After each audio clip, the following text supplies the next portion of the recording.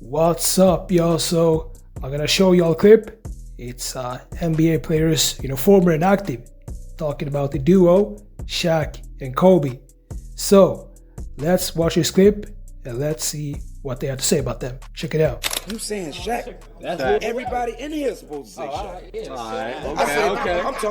I'm talking about the most dominant. Listen, when we played them, we could have got them, but we ran into Shaquille O'Neal in his prime. Couldn't nobody do nothing with Shaq. Nothing. It won't even close. You heard it. Body you on you won't even close. Too big. Like Shaq had to get every game. You know what I mean? Like, do you know how many times he got fouled when they didn't call it? Like this dude right here, man. I remember we was playing them. Man, Steve, you're a historian with this thing, man. You look up the game. It was a regular season game, and I remember they threw it to him, and I tried to foul him before he was going up and jumping.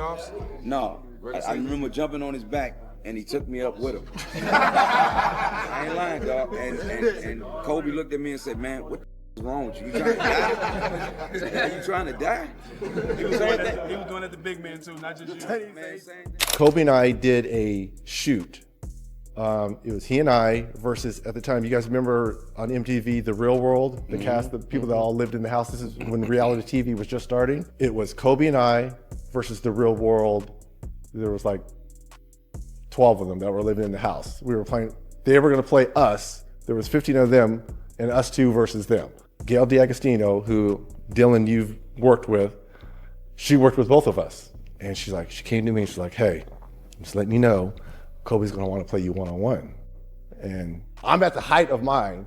He's just, this is his second or third year, maybe, second year. And I'm like, I'm not gonna play a one-on-one, but I mean, I'll teach him some stuff. We'll get on the court. And so we're on the court. He's like, "Teach me that step back. I wanna know about that step back. What are you looking at? Are you looking at the feet, the knees?" He was a true student. Fast forward to the finals, Shaq goes down. Game 4, Shaq fouls out. We're thinking, we about ready to tie this thing up. They had won the first 2 in Staples. We won game 3. We're about ready to tie this thing up. Kobe Bryant turned into a reincarnation of MJ. And not only did he turn into the reincarnation of MJ, same that I was teaching him in those step backs, hitting it on me. I'm like, this dude prepping for this moment 3 years ago. How tough were they though? Huh? How tough were they in their bag though? No, it's. But you were someone you had to guard. You were a rare person who could guard Shaq, and you had to guard both of them at times. I was the roamer. I was the double guy because it fit like weight-wise. I couldn't do nothing with that dude. If I did get caught on him, all I had to do was try to front him, and he just pushed me up the lane. They throw the bitch How over strong the top. was he? Impossible to guard. Impossible. Yeah. Listen, man. So you pick your poison. Do you try to play him straight up? You know what he gonna do. Do you double? Swings. Now you got Derek Fisher going 4 for 7, Robert Ory going 2 for 5, Devin George going 2 for 5. Like, it's just pick your poison. So then what do you do? And then you got the other animal that one-on-one is destroying us. Everybody in the world. Shaq averaging 36, he averaging 26, whatever. Like, dude, it was impossible, bro. The first time we had to go against the Lakers, so I don't think anybody was going to beat them. At that time. Shaq was different. Oh, was he 36? Was it 36 and 12 in the finals? Yeah, he those numbers. Oh man, the whole team was guarding Shaq. There was nothing. I remember that. But when you talk about Kobe and his competitiveness, it didn't matter how big or how small you were. He was gonna try to destroy you. Yes. And that's what separated him from everyone. He was an assassin. He would cut you, and by the end of the game, you didn't know that you were gonna bleed out. And so that's just his mentality. What's up, y'all? So let me just stop this video real fast because, as you can hear, all these former NBA players and also active NBA players are speaking on Shaq and Kobe. And some people have been claiming for the past couple of years that Shaq was the one who carried Kobe. Can y'all believe that? I mean, I wouldn't say that Shaq actually carried Kobe. That's crazy. So leave a comment. I want to know what y'all think about this.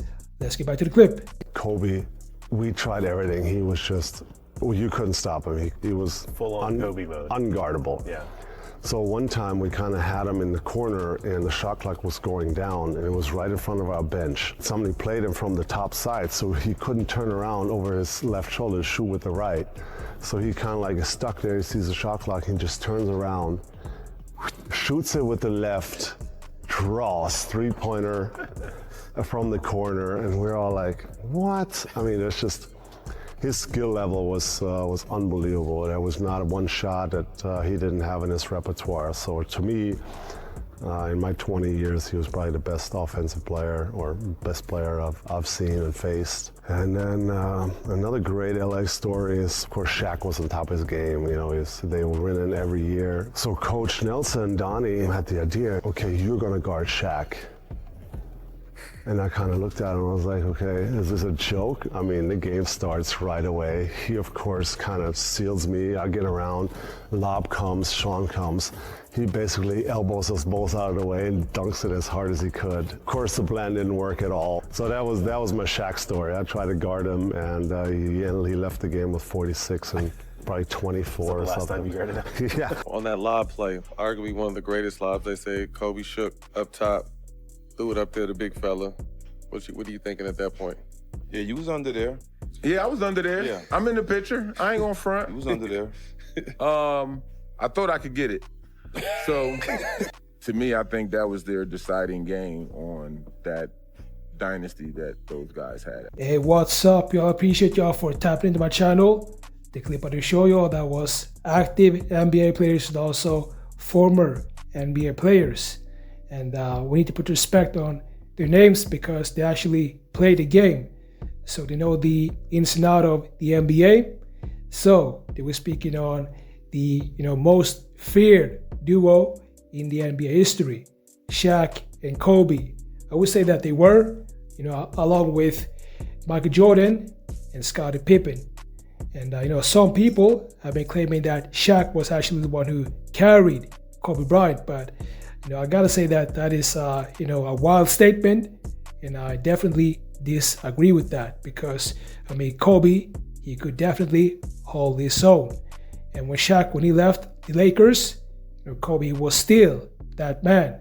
And I gotta say that when it comes to his whole career as an NBA basketball player, I would say that the latter part of his career, that's when he was able to get his shine on.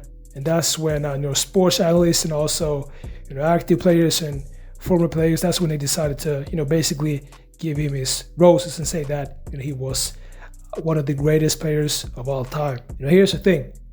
Kobe Bryant, he was basically a normal guy with a normal body, but he was using his body as if the body was like a Bugatti or a Ferrari. And that is the reason why his knees were just injured all the time, and he had to get stem cells on his knees because he was basically pushing the limits on his body like never seen before. And he's not here anymore, but what I can say about Kobe is he's definitely one of the greatest players of all time, top 3.